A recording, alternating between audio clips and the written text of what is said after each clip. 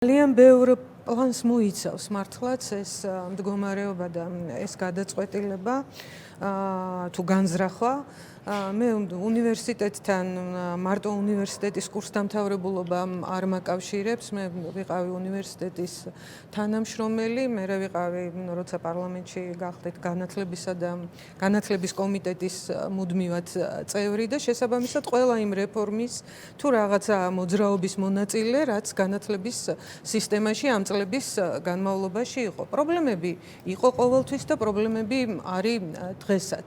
მათ შორის კონტროლის თვალსაზრისით, ახლა ვინმეს ქალბატონი ცირაკ ბევრი რამის მომსწრია, ასე ვთქვათ, ჩემთან ერთად ამ უпроსტად ჩემზე ბევრად მეტად ამ სიტუაციაში კომუნისტების დროს იყო უზარმაზარი იდეოლოგიური ზეწოლა და წნეხი, მაგრამ უნივერსიტეტი იდგა ფეხზე და უნივერსიტეტის წარმომადგენლებიც, უნივერსიტეტის რექტორი მაგალითად ბატონი ნოდა რამაღლობელი იყო საოცარი ადამიანი, რომელიც უბრალოდ ჩვენ რაც ვიცოდით და ჩვენ რაც არ ვიცოდით კიდე რამხელა წნეხს უძლებდა, მაგრამ ის იცავდა უნივერსიტეტის ღირსებას, მისი სტუდენტების ინტერესებს და ზოგადად მთელი უნივერსიტეტის იდეას მართლაც და ეს იყო ძალიან მნიშვნელოვანი და ძალიან დასაფასებელი. იმ პერიოდში, როდესაც ეროვნული მოძრაობა იყო და უნივერსიტეტი იყო ყველაფრის, ასე ვთქვათ, კერა შეიძლება ითქვას და ეს დეპოლიტიზება ძალიან ცუდად არის გაგებული, შეიძლება პარტიულ კინკლაობაში არ ერეოდეს რაღაცა უნივერსიტეტში ეს არ იყოს, თუმცა როგორ შეიძლება მაგალითად საკონსტიტუციო ცვლილებები ხორციელდებოდეს ქვეყანაში და უნივერსიტეტის იურიდიული ფაკულტეტი თავისი პროფესურით და თავისი სტუდენტობით ამაში არ მონაწილეობდეს. როგორ შეიძლება განათლების ამხელა რეფორმას ბრჭყალებში ვსვამ მე ამ რეფორმას გვიანონსებდეს ხელისუფლება და ამაში აკადემიური წრეების წარმომადგენლები საერთოდ არ მონაწილეობდნენ. ან იმ კომისიაში ვინ მონაწილეობდა, რომელმაც წინ ასე ვთქვათ საფეხური დაგვიანონსეს აკადემიური წრეებიდან და ან ეხლა მართლაც ვინ იღებს ამ გადაწყვეტილებებს. როდესაც იბადებოდა დამოუკიდებელი საქართველო, მაშინ იბადებოდა უნივერსიტეტის ავტონომიის იდეაც. მე ვიყავი ძალიან პატივცემულ ადამიანებთან ერთად ხელის მომწერი პირველ დეკლარაციაზე, როდესაც ჩვენ ვითხოვდით უნივერსიტეტის ავტონომიას. დავასახელებ ახლა მხოლოდ გარდაცვლილ ადამიანებს. ბატონი ზურაბ კიკნაძე აწერდა ხელს, ბატონი ზურაბ ჟვანია აწერდა ხელს, ვაწერდით ხელს ახალგაზრდები და აწერდნენ ხელს ჩვენი პროფესორ მასწავლებლებიც და მართლაც დაიბადა დამოუკიდებელი საქართველო და დაიბადა დიდი წვალებით, ბევრი პრობლემებით, 1000 კონტროლის მექანიზმით, მაგრამ უნივერსიტეტის ავტონომიურობის იდეაც.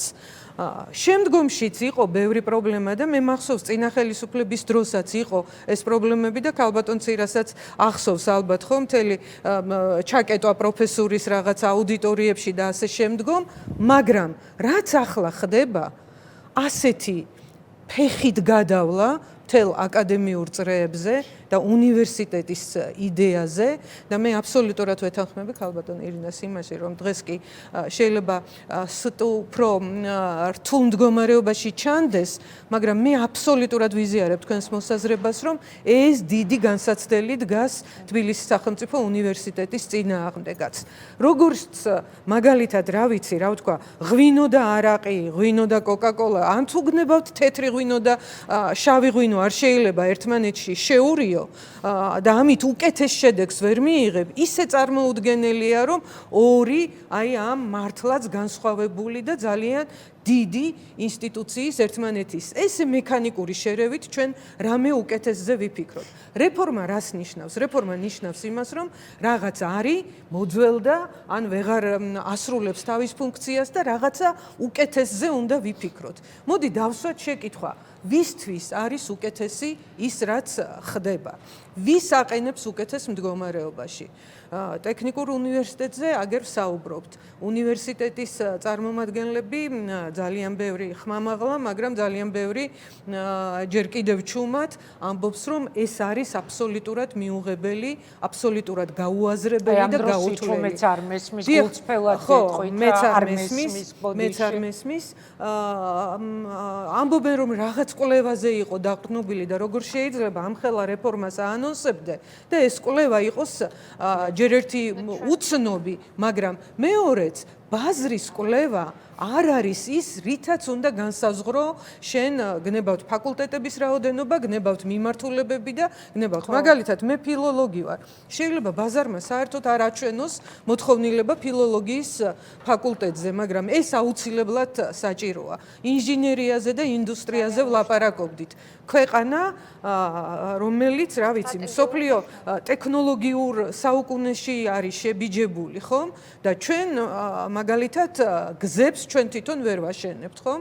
გვირაბებს ჩვენ თვითონ ვერ ვაშენებთ. და არ გვჭირდება, რომ ამას ვაკეთებდეთ? არ გვჭირდება ჩვენი ამ საინჟინრო პოტენციალის გამოყენება, განვითარება, აღორძინება. გეოლოგიის თავის დროზე დეპარტამენტის გაუქმება და საერთოდ დარგის გეოლოგიის ძალიან დამცრობა. საქართველოსნაირ ქვეყანაში შეიძლება, რომ ეს იყოს რამენაირად მე გამართლებული. ამიტომ უბრალოდ წარმოვიდგინე, მე საერთოდ მგონია, აი გარდა იმისა, რომ კონტროლი, თუმცა კონტროლი ამ წუთშიც შეუძლიათ. ეხლა უნივერსიტეტის რექტორი რო ხმას არ ამოიღებს იმაზე, რაც ხდება, როდესაც მასაც უდიდეს შეურაცხყოფას აყენებენ, როცა ნახევარი საათით ადრე თუ ერთი დღით ადრე თუნდაც ეუბნებიან, როგორც გადაწყვეტილებას და არა როგორც იდეას, მე ვფიქრობ ეს ძალიან შეურაცხმყოფელი უნდა იყოს ნებისმიერი ადამიანისათვის, რომელსაც ერთის არ მოუღია ხმა ნიკოს შემთხვევას გავიხსენებდი, რა მდგომარეობაში ჩააგდეს,